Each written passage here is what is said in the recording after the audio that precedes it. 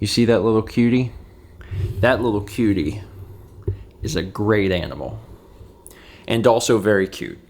Hello everyone and welcome to Saturday. I gotta tell you this story because this is a good story. I decided I wanted to make myself a cup of hot tea. And we got a bunch of different teas, many courtesy of all of you, in a bunch of different ways. They come in different tins or packets or boxes or whatever. One of them is, I think this is actually one we got a while back. This is from Fava Tea Company. It's just a Dublin breakfast tea. If I'm going to drink tea, I like to drink black tea. I will drink anything, and I change it up from time to time, but I like black tea. And I got this out. And I started to pour, it's loose leaf, so I started to pour some of it into a little, tea ball. And it just so happens that this is very similar in size and shape to this. This is some of the treats that Kep gets, and he loves these. It's just chicken. It's the only ingredient. It's just like freeze-dried chicken. And whenever I started to pour the tea into the tea ball, Kepler, who knows that he's got to do, tricks or whatever to get his treats, he started following me around the kitchen as I had this in my hand, and he'd walk up and then sit and look up at me. And then I'd move a little bit further because I was in the process of moving around and doing stuff, and he'd walk up and then sit. He kept walking and sitting, walking and sitting, walking and sitting. And once I realized what had happened is he saw that and he thought it was his treats because it's the same size and shape. And I was like, oh. And then I felt bad because I was like, he clearly is a good boy. He's trying to do what he needs to do to get the treats. And after a while, after he doesn't have the treat, his tail gets all puffy like a raccoon. And I was like, okay, all right. So I put down the tea and I got him some treats. And I made him sit and shake, and he did his little tricks, and then you were able to do it, weren't you? You got your. You just picked it up again. You did it. You got your treats. He's adorable. He's a smart cat. He's a good cat. I hope that I've always done a good job of really pushing that. And I think I've always known that he was a good cat, but I think I've realized that he was a good cat even more since Sagan was gone.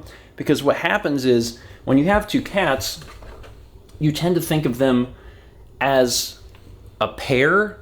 And they have individual personalities, but you tend to think of them as the cats. The cats did this. The cats did that. And the truth is, the cats were very, very different. And even though Sagan was still a really good cat, Sagan was definitely the ornery one of the two. And Sagan was the one that, if you watch old breakfast streams when we were in the old house with the blue wall, he was the one that would be jumping up on the counter occasionally. He was the one that would try and steal food. And I always knew that it was Sagan doing that and not Kep, but you still in your head, you think about oh, the cats are ornery. And that really wasn't the case. Kepler is a really, really good cat.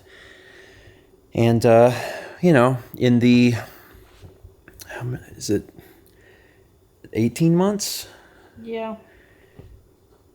Oh, that's depressing. I guess it's been 18 or more months. In the 18 months that Sagan has been gone, we have had time to more appreciate Kepler and his personality and some of the emerging personality traits that were subdued because Sagan was around.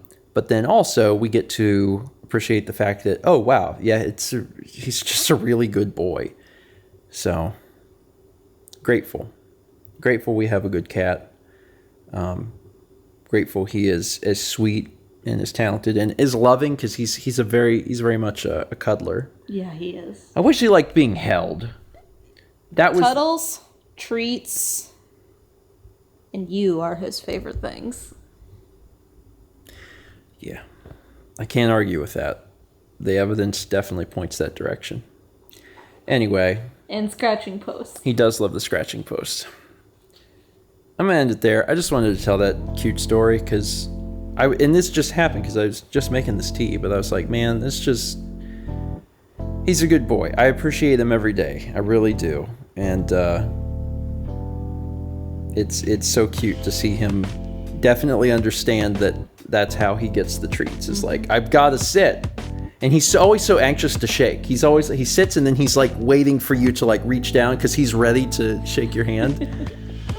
He's cute. All right. That's it. Thanks for watching. Let's meet back tomorrow, shall we?